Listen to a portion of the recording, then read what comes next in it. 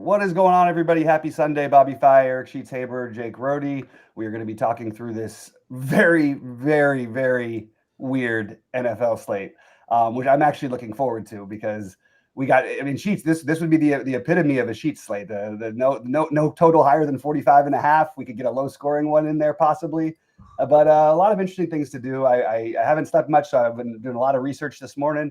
And I got some takes that we'll get into, but first of all, Sheets, will ask you first, and then we'll go to Rohde. How was your Thanksgiving and everything, and how was the weekend been? No, Thanksgiving was good. Everything was good. I saw my kids and I hadn't even realized. Nice job in the Thanksgiving Day Thanks. NFL slate. All I do is win hockey. I mean, like just nonstop, just printing hockey tickets. Love it. I won that GPP all by myself the other day for 20,000. I won. I chopped something yesterday actually in the high stakes hockey for like 7,000. Yeah, and I can't cash a single ticket in the NBA. So that's kind of the way it is right now. Yeah. And NFL, looking forward to today. Yeah, absolutely. And it was a wild weekend, but I did have some good DFS. Like I finished third in like a 9-way tie for third for the lottery and we were like one AJ Brown catch away, which we almost got to get the first place chop on Friday. So that would have been fun as well. So it would have almost a huge weekend so far, but still a good one. Rohde, how was your Thanksgiving and how's the fam doing? Yeah, it was good. I've been chilling, just like nice, relaxing. I had some shots at some big ones too on Thursday. Cashed okay, but we were up there in the Wildcat for a while, up in the top 5, so that was pretty good. I wish I would have switched to Likely. It cost me about 5,000. I left Gasecki in, tried to go safer, and I should have went with a little more upside, but that hurt a little bit. But yeah, that's about it. But yeah, it was pretty good. Nice. Well, overall thoughts, Sheets. I'll go to you first about this slate because, like I mentioned, we have bad weather in one game, but the other weather, I wouldn't let it scare you in the other games. That's sort of the way I'm treating it. What do you think, Sheets? And what do you look at? Well, first of all, I mean, I think this is the first time you and I have talked about the slate, but I've gone over this like a couple of different times, so I'm pretty locked in on this slate, and there's a couple of guys that I just want to resolve questionable tags about. But I don't really think too much about the weather here, except for the fact that I imagine the Cleveland game, just because it's Cleveland's going to be cold and windy. But even if it wasn't cold and windy, I think my take on that game would probably be the same.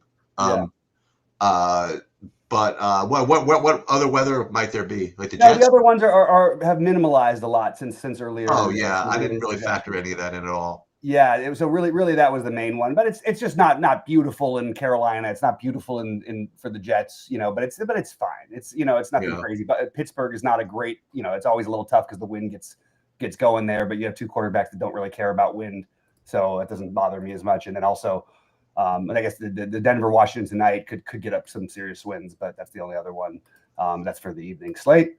Any other overall thoughts before we jump into some positions and stuff? 10 game slate. Like you said, it could be low scoring. But I think there are a couple of games that could kind of go off. And I guess we'll talk about them when we get there. Yeah, absolutely. Rohde, anything you want to say before we jump into quarterbacks? No, I just did see the weather. There's a little bit of rain, a little bit of wind, but I mean, nothing to be totally scared about. A couple colder games, but I still want to attack some of those spots. Yeah, I think on these slates, like one thing I would like to stars and scrubs this slate like quite a bit. To be honest with you, because I feel like play. I want to play the Josh Allens and Jackson Smith and Jigbas, and then I'll take my 3K chances. You know what I mean? Because I think that those points are going to be hard to come by. And I don't think you're going to see a lot of guys in the mid tier that aren't super obvious ones. Sure, like Breece Hall and Devon A-Chain, all good with those guys. But I think that if you can get up to, for me, like my highest owned, I guess I'll start off with quarterback. Like Josh Allen is by far my highest owned quarterback. I'm forcing it in. I want Josh Allen the most. He's the only quarterback I feel like could really put up like a crazy number. Now Herbert he could throw up 350 and 4 touchdowns. It's just harder to do that than Josh Allen could throw for 150 yards and run 2 in and have 2 touchdowns passing and break the slate. I really like Josh Allen. I guess that's my strongest take. Josh Allen, Sam Darnold. I'm a little mixed on this play because it's going against his former team, and while that might seem like a good thing, it's a team that does like to blitz a lot and is a pretty good defense, as we've mentioned before. But I have a feeling Seattle's going to absolutely punish the hell out of the Vikings today. So I kind of want that Sam Darnold exposure. Justin Herbert right behind Darnold for me, followed by Jacoby Brissett. The CJ Stroud chalk, I'll be underweight. He is really cheap. It's indoors in a dome. They're going to have to score to keep up with Indy. They're 2 good teams. Indy's got a serious issue as far as Daniel Jones is concerned. He's playing like with a broken fibula, and he's going to play. This feels a little scary. I would try to go out of my way not to play Daniel Jones for what it's worth. But I also think that CJ Stroud, the ownership is I just would like to be below that. I do like the Stafford, not quite chalk. I'm a little bit above his, projected to be about 8-9% owned. I like that. And then Tua seems like a good Tua slate. We talk about how New Orleans can play pretty fast, and you got Tua at home who's been good, and you get Waller back in there as a cheapie, especially on FanDuel. He's 4K flat. So those are my main guys, and then I'm getting sprinkles of like Baker Mayfield, Cam Ward, Trevor Lawrence, Aaron Rodgers. That's sort of where I'm at. What about you, Sheets? And then we'll go to Rody. Yeah, I sort of again just transparency. I mean, I'm hand building kind of my big buy-ins and just playing who I like, and then I'm going to let Saberson put my million maker stuff together. And I sort of disagree. I'm on the opposite side. I'm not playing. I mean, I might play Justin Herbert or whatever it is, but I'm not paying up for Stafford, nor am I probably playing Josh Allen, just because again I just don't know who to play him with. I like Stroud. Like you said, it's going to be kind of chalky, but I think you have to start with this Miami thing. I mean, you mentioned it, but I mean, this is everything you sort of want. I mean, you have good weather, you have the Tua weather upgrade, you have the Saints playing fast, and he's freaking dirt cheap. So I like him a lot. And then the other guy who I really, really like a lot, who I overheard Rody talking about just as I kind of walked in here, what was Cam Ward. I mean, I think that you have a perfect game script, that they're they rate to be 6-7 point underdog, and Jacksonville is very, very generous, with giving stuff up, and we've been saying that. I mean, we've been saying this all year, that Cam Ward is going to have a great game, whether it's now or like 2 years from now. I mean, it's just going to happen. And it's not. I don't think it's just going to get the signal. I don't think it's going to be like an okay game and then a great game. I think it's just going to come out of nowhere. And it seems to me like this is really a perfect recipe. And to piggyback off of again what Rody was talking about, literally as I logged in, was that every freaking receiver on the team is free. You have DK, who benefited somewhat last week from the other guy being out. I don't know being out. But you get back, you get Chig back this week at cheap at tight end. So you play any of those guys you want over there with Cam Ward. I really think that game could deliver.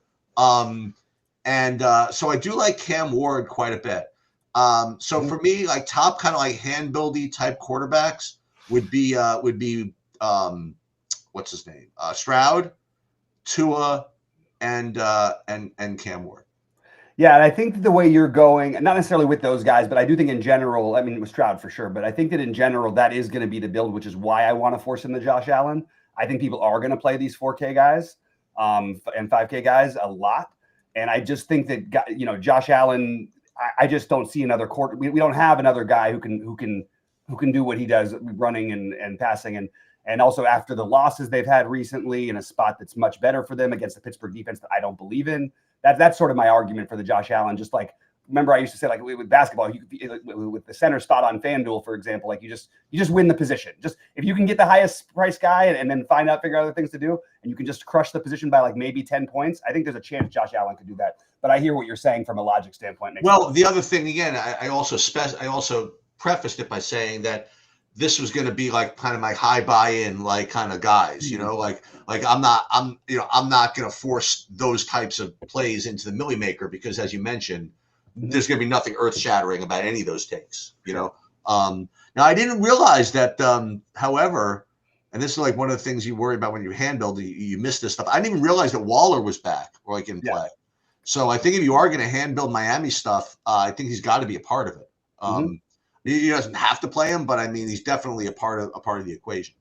Absolutely, and I would include some Malik Washington too if you're going to play the Miami. Yeah, well, that's what I was going to do. I was going to play Waddle, Washington, and A-Chain like all together. Yeah, run it back with Olave, and we'll talk about the receivers, and we'll talk about other stuff that you can play from the Saints when we get to those positions. But maybe Waller should be intertwined within that framework. Absolutely, yeah. I'm forcing a little bit of Waller in myself for sure. How about you, Rody? What do you got at quarterback? Yeah, well, I was coming to the show with talking to you guys looking for some clarity today because I like these stacks that Sheets was talking about, the Wards, the cheap stacks. You can play cheap and then you can kind of get whatever you want. But then I was like looking at Josh Allen, and I come in the show thinking Josh Allen was going to be in my 5-5-5 hand build, my higher dollar buy-in ones.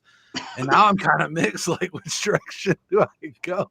Because I like both sides. I feel like the cheap stacks, you can get anything you want. But then I do feel like there is a good ceiling with Josh Allen. But you're right, his tight end's not back this week. Kincaid, I don't think, right? So you got maybe Shakir to pair him with, and then that's kind of it. Or maybe one of the cheaper Haas or Knox or something, maybe if you want. But I don't mind the single stack with Shakir in that game. So that's fine. Run back with DK. I know Warren or Gainwell is a good spot in that game. I wrote those up in my article a little bit. But I mean, I like the Stroud side too. I think it's cheap there. Looks like SaberSim's also giving me a lot of Tua. So that's kind of right where, Sheets was saying that's my highest owned QB, 15%. But I'm getting all these other guys like Darnold, Herbert, Stafford, Stroud around 10, 11%. It's kind of spread out with all these guys today. You can build some other cheap stacks if you want to. Even the Tyrod Taylor probably helps, like the 3K receivers for the Jets. Run it back with Bijan or something in that game. Get a little weird if you want to. Another cheap stack you can do. I kind of like a lot of these cheap hand build stacks today. I'm getting a little Tyrod Taylor, but not much, like 3%. Like all these guys, probably need to up my Cam Ward a little bit in SaberSim. It doesn't really want to give me a lot of him. No, it doesn't. So, you got Josh Allen's right in the middle. So those kind of the two stacks that I like are middle to low, but I do like the Tua and the Herbert up there and the Stafford up there a little bit. I kind of like those. And then CJ and Jacoby Brissett's another one that's been kind of a cheap stack that's been doing well too. But I don't like that one as much as these other ones. But I want to point out about Taylor because I don't disagree entirely. One thing that worries me, I mean, Atlanta still, even though they had the one really bad game against the pass, they're still, I think they've been either the best or the second best pass defense in football. But the Taylor thing I like for the price, and I like the things. I will point out that SaberSim, for whatever reason, has him like a full 2 points lower than basically anywhere else, projection wise. So you're right. Sheets and goalies higher, 2 points higher than SaberSim. Yeah, and I looked at other things and it's just like that pretty much everywhere. So I just wanted to point that out that he's a little bit lower on SaberSim. Before we go into running back, I do want to throw one other guy in here because we'll talk about the position when we get there. But you have a guy who does nothing but put up fantasy points, who's going to be low owned this week because his receivers are now priced up.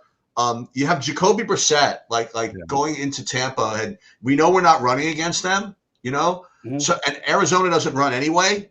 So the guy's going to put up 50 freaking pass attempts again. And what's I guess making it hard is they put in this weird price tag on McBride, that's going to make it hard to play him. But and Harrison is back, and now the Mike Wilson is kind of priced up, you know what I mean, a little bit. But nonetheless, you still have a perfect freaking situation, for Brissett. So I don't know exactly how you would do it, but I mean I don't know why I'm playing by himself or anything like that. But I would take a shot with one of these guys, and maybe the McBride at 7,800 is too expensive that no one will play him. Maybe. So I don't know, but I definitely would not ignore, and even the other side of that game, I think the Mayfield. Remember the injuries on the other hand. I'm not really too worried about that. And I think that game can kind of go off on both sides. So I do like both those guys actually. If there was a game, you just told me was going to go off, that would be the one I would choose too. I agree with the Arizona side too. And Brissett's my fourth highest owned quarterback right now. So I'm in on the Brissett. Nice. And I love, speaking of spending, again, there's a couple guys, one of them, and we'll get to my other favorite one in a minute, but I love just going right back to Trey McBride at his price is hiked up and Harrison's back. So the ownership will lower probably to 10-ish%, where we've seen him at like 35% on every slate lately. I think this is a great spot to get him at low ownership. So I'm very high on the idea of forcing in the McBride. All right, running back time. Why don't you start us off, Rody? Then we'll go to Sheets, and then I'll finish it out. All right, yeah. I mean, today's like a real expensive running back, so it helps with the cheap stacks because like Achan's really projected up there. It might be one of the higher projections we've seen all year on Achan today. Maybe it's good to go to the Tua side because you get off Achan, but you can stack Achan with Tua even. That's kind of nice. Then Bijan I really like. Another couple like cheap guys that I kind of like are Walker. I'm getting a little bit. Vidal. I seen Bobby posted in the Discord. He's getting some exposure to those guys. Mm-hmm. So I kind of want to make sure I get those guys in. Travis Etienne's kind of another run back I like. Against in my Tennessee stacks, I kind of like running him back. The receiver room's we got Brian Thomas back, but he's been holding down the running back room a little bit. So like I don't mind that guy. Little Etienne in my builds. Genty I'm getting a little bit for late night. The afternoon slates kind of mix in my flex spot. James Cook I want to either. I think I was torn this week because I think it's like going to be a Josh Allen week, and then I think James Cook could score 3 touchdowns 2 weeks. That's totally true. Yeah. So I'm like, I put that in my article. I was like, man, I feel like one of these guys. I think Buffalo gets it together, like you said. They come off a loss. They're going to want to come out firing away. I think one of these guys get going today. And I like James Cook. He's up there as well. I'm not as high on CMC or Jonathan Taylor this week. I'm probably under on those guys.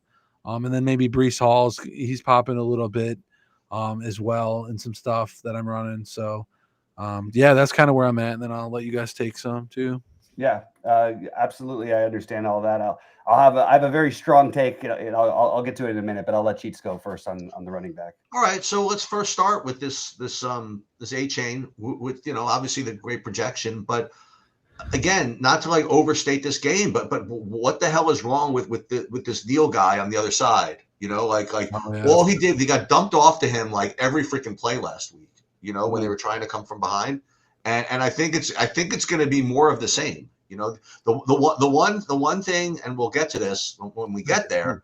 But I mean, a lot of some of his rushing touchdown equity is taken away by Taysom, which we'll get to at tight end, obviously. But I think that you go right. I think he's right there in the mix. Okay. I think Bijan is going to get a little lower ownership than he normally does because A-Chain is frankly a better play, at the same price pretty much. But I certainly have nothing wrong with that. The Breece Hall play seems to be the safest. You know what I mean? Like he's 6K, he's not 8. He's getting the work. I think that he's a good low risk of the running backs. At the beginning of the week, I was really, really trying to figure out why I just don't want to play Kyron Williams at 6,600 in a big total. But then I even realized I was looking at the freaking just even the game logs, and he's basically time sharing with Corum. Now I'll let you talk a little bit more about this. Well, I'll just point out that they've also been beating the hell out of everybody, so it's kind of been a little bit. Yeah. But it could be more of the same. You know what I mean? Here, that's absolutely true. Yeah, but I seen a thing on Devontae Adams has caught the last 8 touchdowns within 3 yards. Yeah. And they're running that for him. He's like their best goal line back they got. All right. So here are some more takes here. I mean, I hate to say this, but I'm going to go right back to the freaking Judkins from Cleveland. Love this. That was one of my hot takes. Okay. Who wants to put the ball in Sanders' hand anyway? You know what I mean? And I wasn't. Listen, I haven't been particularly impressed with San Francisco's defense all season, if you want to know the truth. So I like this a lot. It pairs really, really nicely with the Cleveland defense, which is an obvious play, right? Against Purdy, who he advertised Cleveland's as a defense play this week in his performance this past month, Sunday night, okay? Mm-hmm. As this was happening, I'm like, boy, who does he play next week? Uh-oh, Cleveland in the wind and the cold. All right, enough of that, right? So I do like that. Now, sticking in this game, the thing that's going to bother me is that I know Cleveland's got a great defense. I know McCaffrey's 9K, but every single time like San Francisco did well last week, it was a big drive where they literally gave the ball to McCaffrey every play. Okay, like run to McCaffrey, throw to McCaffrey, run to McCaffrey, throw to McCaffrey. Literally every single touch went to him. And if Cleveland has a good defense, like more, and because Purdy like escaped with all those like passes down the middle somehow, I think it's going to be a lot of that stuff. And McCaffrey's live for like 40. You know what I mean? Like and just on volume. Now I know what you've said that he hasn't really broken it out like into the open field a lot this year. Like, and that's true, but I just don't want the cards to be turned over later and McCaffrey be like 6% owned or something like that. You know what I mean? Because of all these reasons. So I have to make sure that I don't have like too little of the McCaffrey. That's that. I'll let you speak on whether you want to play Bucky Irving first time back. I don't think I want to. I'm sure we're literally going through all these positions. Kenneth Walker, like you mentioned, Rhodey, just perfect play. You know what I mean? Like huge favorite. Running the ball out, whatever it is. James Cook, you mentioned already, and I am not getting so much of the Vidal. You can talk to me about that. It seems like a pure play, like 10-point favorite, and all that stuff. But so my running back pool is actually, listen, it's A-Chain, but there are other dudes. So first of all, we didn't speak about this slate at all. No, not at all. Used to be exact same things that I was going to say. One was Judkins. Is why are we overlooking this as a potentially incredible play against the Niners defense that I don't trust in a weather game where they're going to have to give him the ball 25 times or likely going to give him the ball 25 times. And the other one is McCaffrey. I could not agree more, especially the bad weather makes me like him better. Look, let him catch 10 dump offs. That's 10 points right there. Anything on top, 10 catches for 80 yards and then he runs for another 70 and he gets 2 touchdowns. He gets like 35. The Cleveland's defense could be great and he could still put up 35. Yeah. So I'm in on that 100%. Like I'm going to be like almost right now I've got 30% McCaffrey. So I'm well over the field on this. I love this idea. I think that if you're talking about just from a game theory perspective, playing McCaffrey and Judkins versus playing, look, I still really like A-Chain and Breece Hall, but I think you can get different by playing either McCaffrey instead of A-Chain, double spending up with McCaffrey and A-Chain, or going down with McCaffrey and Breece Hall or Judkins.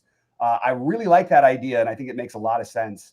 So the other thing is, and it's a good point Rhodey made about the Kyren Williams, because I would have thought this would have, like, on paper it looks like the right thing to do to play him, but I think that it's actually a little bit more risky than you think, just because the Rams will throw the ball down there. And people who say, oh, they're just trying to get Stafford the MVP. Stafford's thrown 27 touchdowns since throwing his last pick. The guy literally doesn't ever make a bad pass. So I don't want to hear any negative talk, but they do run that goal line play quite a bit with Devontae. If he's ever at one-on-one, which he often is, they're just going to throw him the ball. Anyway. So basically, I mean, those were my hottest takes. The other ones, again, I'll be sort of, even with all that, I'm right with the fieldish on an A-Chain. I'm right with the fieldish on Breece Hall. I do have a lot of the Vidal, but I feel okay about it because I'm going to get, again, I have late swap available. I've got a lot of afternoon stuff going on.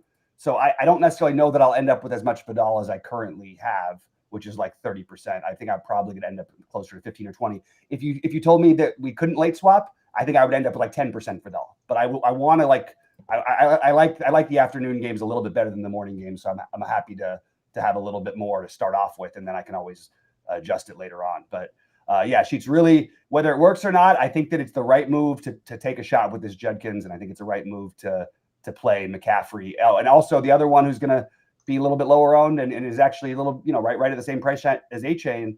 I don't see why Bijan Robinson can't have the day of his life against the Jets and put up another 40 whatever. Like, that seems very possible to me. So yeah, running back feels very very strong, and honestly will be in my flex a lot because I like a lot of these guys. That's sort of where I'm at. All right. By the way, Tyler Warren is in. Keon Coleman and Brandon Cooks expected to be active. I know that there was some rumors about Coleman potentially. They since they sat him, they haven't been. They lost those 2 games where they didn't. They healthy scratched him, so he's back. And Tyler Warren is officially in.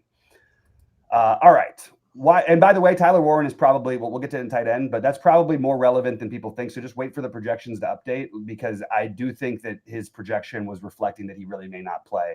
And Houston is a tough defense, and you have a quarterback who's got a broken, who's not going to be able to even drop back deep or scramble. I think there's going to be a lot of design plays for Tyler Warren. Anyway, wide receiver, start us off, Sheets, and then we'll go to Rody. Okay, so I guess starting with the pairings of the quarterbacks. I mean, that we've already talked about. For Houston, you have all of them really, but Collins, Higgins look fine to me. Wide receivers from Miami, the obvious guys, Waddle and Malik Washington look good. Nobody particularly earth-shattering over there. I will say that I'm not too heavy on Puka this week. Number one, again, they have big, I'd say, very significant blowout risk here. And I think that they've kind of managed him a little bit in these games where they've had these leads, That's right. So and for good reason. They want to win the Super Bowl, not win by 50 instead of 30.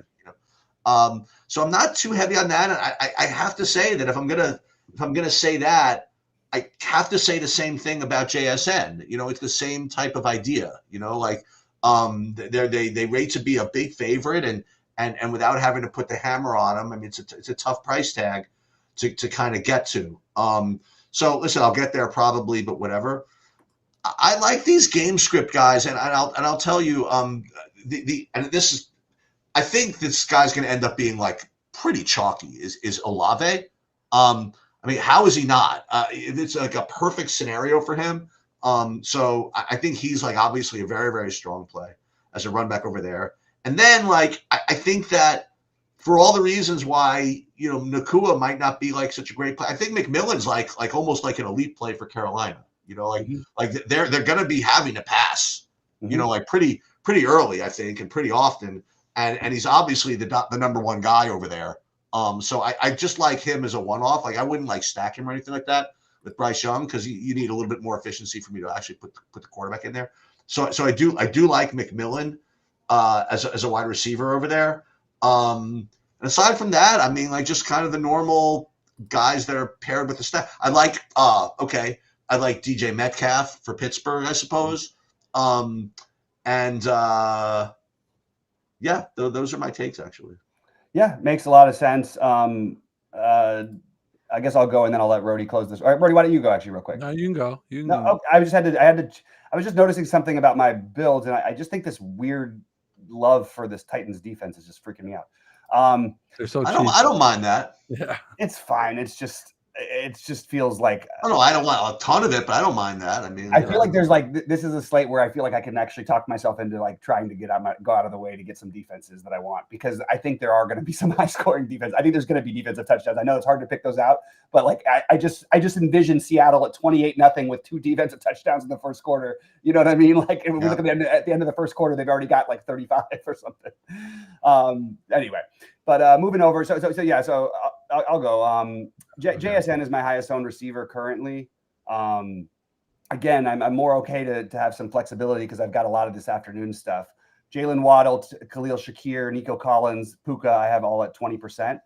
Getting to a pretty good amount of Adonai Mitchell. I think he's the spend down that I want to try the most. I believe in the talent of this kid. I think he's got good speed. He can get separation. Hasn't really found his way yet in the NFL overall. Obviously, that one big play against the my Rams, dropping the ball in the end zone. But I think Adonai Mitchell is the spend down I like the best. I really like Agbuka today, and I don't think that other people are going to be as high on that one as I think they should. Maybe they've come onto it a little bit more. He was really low owned early, looking earlier in the week. Quentin Johnston, McConkey, and Keenan Allen. I think it's probably right to have exposure to all those guys. I like Johnston and McConkey the best. And then I like DK Metcalf as a run back, as you mentioned. I like Jaden Higgins as my other spend down. And then, the DK, you mentioned Tet, DK, Chet, Tet, and Iamanor, I think, is probably going to be the one who gets forgotten about over there. And I think it's probably right to have a similar amount of him as you do of DK. That would be my take. How about you, Rody? Yeah, a lot of the same guys you said. Waddle's coming out to be my number one guy. Shakir's right behind him. The Nico's kind of cheap. I like that price at him at 6,700. Then Devontae Adams and Puka are right there in the Stafford stacks. Those guys are going to be up there around 16 to 18%. I'm getting. JSN I do like too. He's around 14%. Then you got some of the Chargers guys like Ladd, Johnston, and Allen. It really sucks because you don't know which guy is going to get the big number. But I mean, I'm getting like 10, 11% of each of them. But like for a high buy, if I stack the Chargers, you kind of gotta. They got the good tight end there too. You can go with too. So pick one of those guys in the tight end. So that you like. Mitchell, I'm getting a lot of, like Bobby just said, around 10%. Emeka, I'm getting some. I like that Chimmery for Tennessee a lot. Alec as well. Those two cheap guys. We'll get to a couple tight ends in a minute with that stack as well. Really off of the Colts guys today, it looks like, which I'm fine with. So I don't really like that game. Maybe, if you want another guy, John Mechie. And then a flyer for the Titans is Van Jefferson is actually decently projected, but we're not getting a lot of him. You could throw him in as a super contrarian GPP play. I only got like one lineup with him in it, but like I might want to bump him up a little bit in that Titan stack. You can get with him too. He's kind of a wild flyer. Besides that, yeah, I mean, those are the main guys I really like. I like those games a lot, and then those are the ones I'm going to be targeting. So. Mm-hmm. No, it makes a lot of sense. Just for what it's worth, officially active Baker, officially active Okonkwo, I just as of right now, officially active Marvin Harrison, all this we expected. Midnight officially active. Those guys.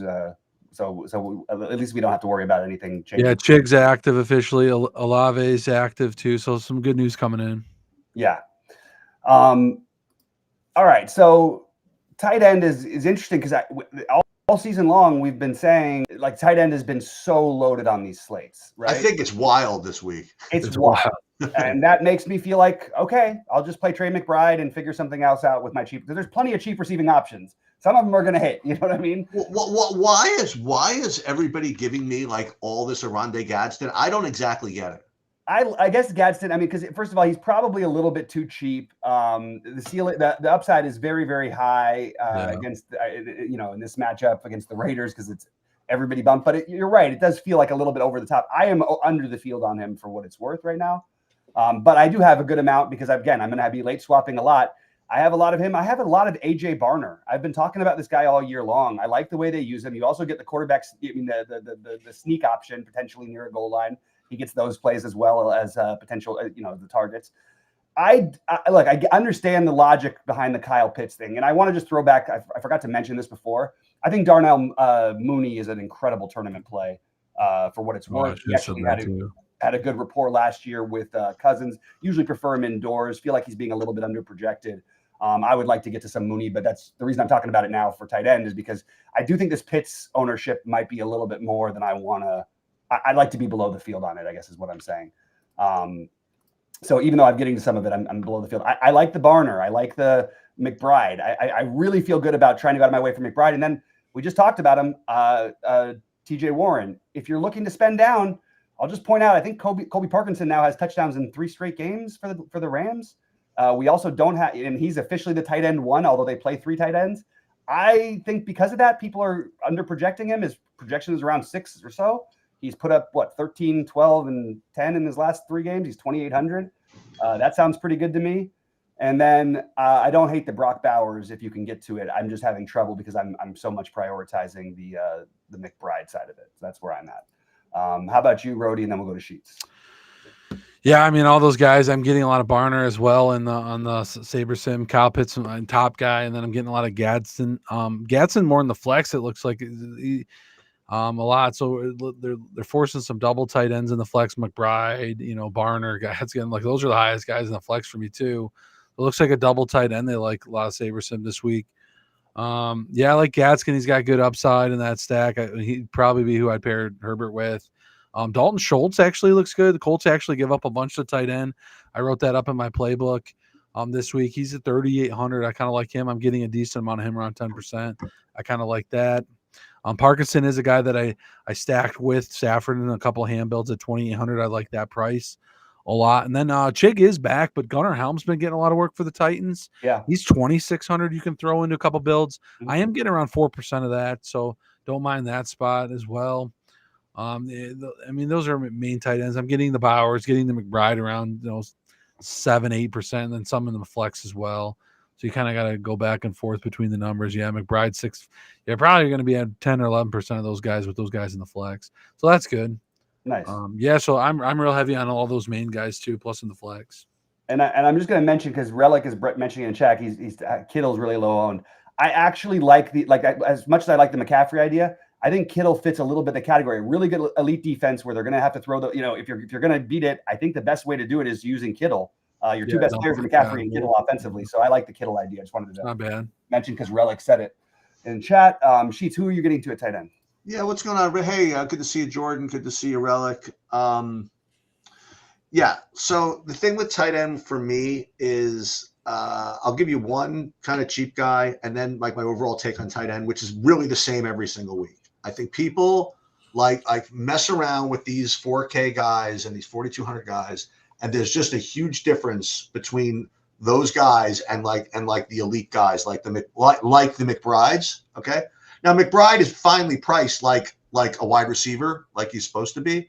Mm-hmm. But I'll tell you who's not is Brock Bowers. Okay, so Brock Bowers is very cheap, honestly, for what he can do. And they have a new offensive coordinator this week, and they have a good game script. And if I'm the new offensive coordinator, I'm saying, okay, who's my best player? Okay, let me stuff the ball in his hands. So it's either going to be Genty or Bowers. Okay, that's going to be that's what I think that the offensive coordinator is going to try, and I think that he's the best play. All right, now if you want to play around with the lower guys, yeah, there are a lot of plays, like Schultz and Pitts or whatever. But I'll go right back to that original freaking game stack and Bobby for this whole season of you playing him every week. You have to play 10% Taysom Hill. You're just going to have to do it like every week. Okay. And this week there's going to be points scored. You have a rookie running back in there. I just think Taysom Hill's almost like minus 110 to score a touchdown today. You know what I mean? Like okay. I think that, but I don't even know how he's going to do it. It could be running. It could be passing. Who knows? Maybe he kicks one or something like that. But I think that at his price, down all the way down, I don't think you could do wrong. And I certainly think that if you're going, I'm not going to do too many of these, but if you're going to play like a bunch of the Miami New Orleans games stacks, you have to play Hill in some of them. Mm-hmm. I really like that call. I hadn't thought as much about it as I should have, and I think that's a good idea. I don't know about if I can get to 10%, but I definitely like the idea of getting to some of it. So I just forced a little bit of that in at the. Well, you know what? So spread your 10% over, like play him in the early slate or something. Yeah. Oh, absolutely. That might be the way to do it. And I did want to mention, just I didn't have him much of him before because I was waiting for the news. I really like. I mean, I know it's weird because Taysom Hill. This is the same tight end at the same team. I really like Juwan Johnson. And I think that he's same game, right? I mean, like it's the same, another one. Yeah, and yep. Again, I keep going back to it. Shuck looks for him. This was his college teammate. Very strange, but it's his college teammate his NFL teammate 7 years later as a rookie. Very, very weird. But I do like the Juwan Johnson, and I also am going to get to a lot more Chris Olave because I was waiting for the official him being in, and they just announced that he is officially active. Maybe something to just be a little concerned about I don't think I'd want to have like 30 or 40% Olave just because I'm a little worried because of his back and them not having anything to play for that he's like, it just rings in my head like he's like one part of their future that I know that they want to keep. I don't know. So that's my only slight concern, but I do like Olave. Anyway, jumping back over, we can finish out with some defense talk. I'll start it off, and then we can go to Sheets, and then or go to Rody and then Sheets. Look, I've seen this script too many times. I can't. I know they're going to be popular, even. I know they're expensive, but I really want to get to the Seahawks. They've put up like 25 plus 3 or 4 times this year, and all at home in these kind of situations. You have a quarterback who literally no one knows on a team that can't do anything. With any quarterback, and you got Max Brosmer now going into Seattle, probably the best defense in football and the best secondary. I just have a hard time seeing them not like coming away with like, I don't know. I can't picture how they don't come up with double-digit points here. And it's pretty rare to say that about a defense, but I really feel strongly about it. The Titans are the projection darlings. I understand it against, Trevor Lawrence. And I also thought their defense has been great since they came off a bye a couple weeks ago. But so I'm getting some of them. I have the Jets. Again, Kirk Cousins against the $2,400 defense on the road sounds really good to me. I actually prefer, if I'm hand building, I would rather have the Jets than the Titans. They're only 200 more. I'm getting to these Steelers, and I don't really like that.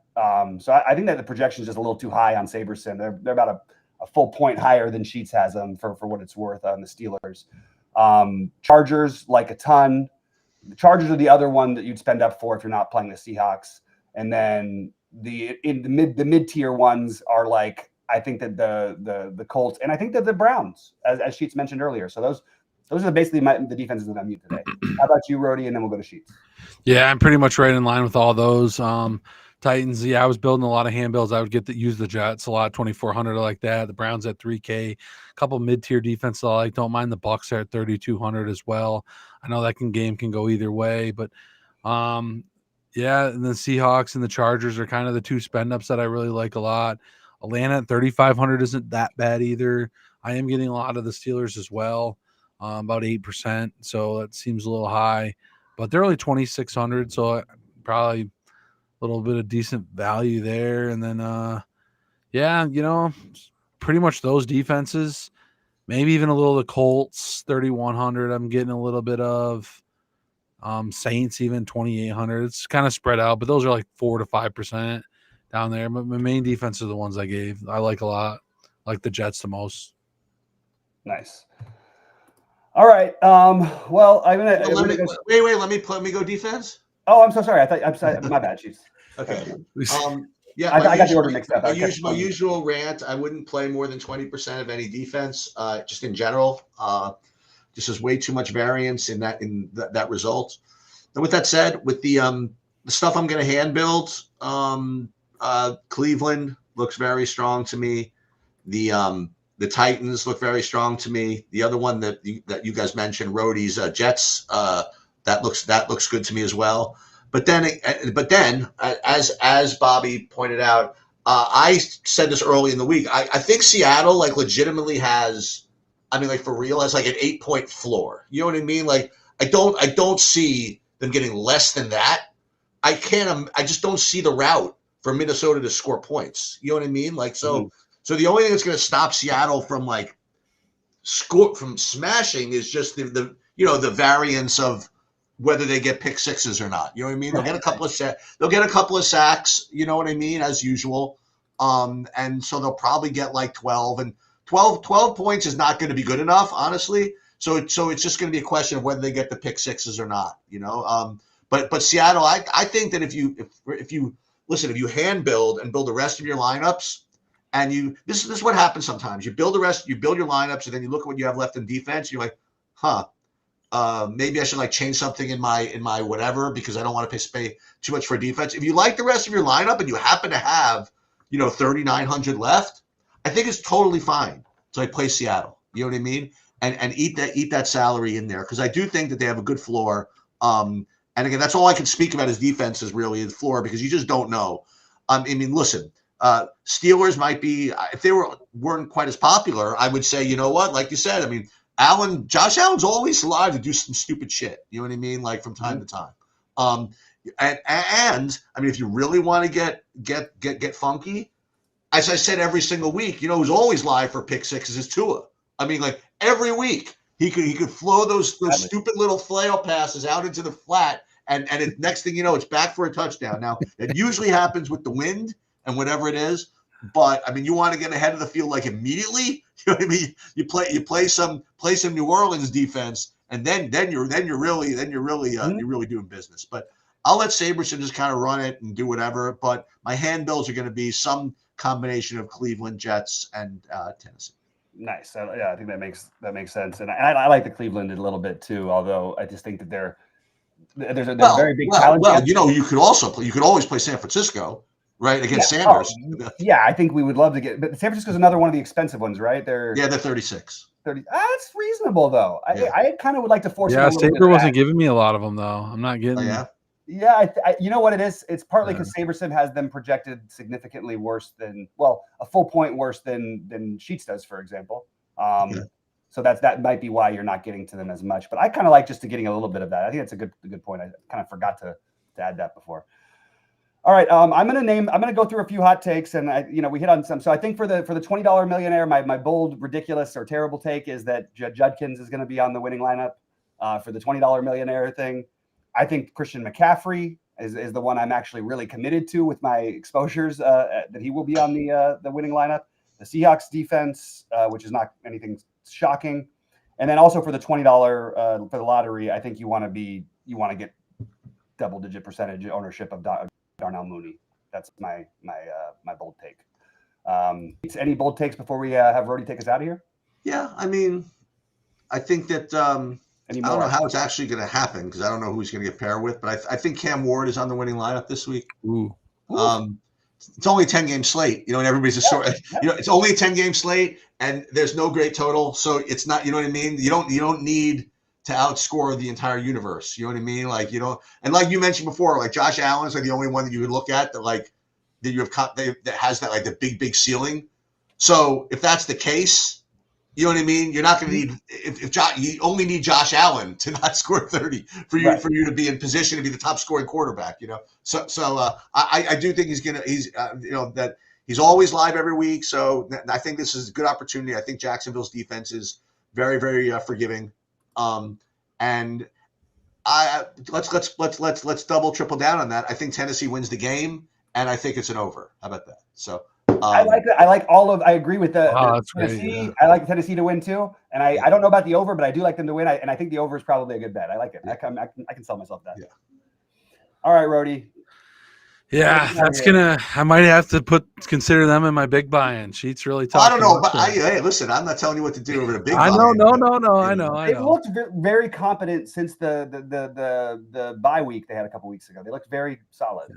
Well, I mean, I built 5 or 6 hand builds already with them, like some Millie Maker darts or some like already like small buy-in lineups like that with them. So it was just a debate between him and Josh Allen really for me. And Herbert, obviously, but I have a couple other bigger buy-ins. I'll mix them up. But yeah, I mean, that's a great hot take. I think it's going to be a fun slate. It's going to be ugly. It's going to be exciting to watch because I think we're going to have some sweats with these cheap stacks this week. Like, I think one of these cheap stacks wins it. So I agree with Sheets as my hot take. So you guys are good. We're good. And one thing I point out real quick before you take us out of here is just it's one of those slates where don't get discouraged if you're like not winning any money. Because it's one of those that literally like and this is true for a lot of slates, but like in 2 minutes, it might be low scoring enough where like 2 big plays take you from out of the cashing to like you're in the top 10 of the tournament. Like, it might be a low score. I think it's going to be lower scoring than Thanksgiving Day slate was. Anyway, go ahead, Rudy. No, that's a good hot take this week. So you don't really need that many points off of these Cam Ward to get you 20. You might feel good with it, So for sure at that price. So that's going to be a good feeling. As always, guys.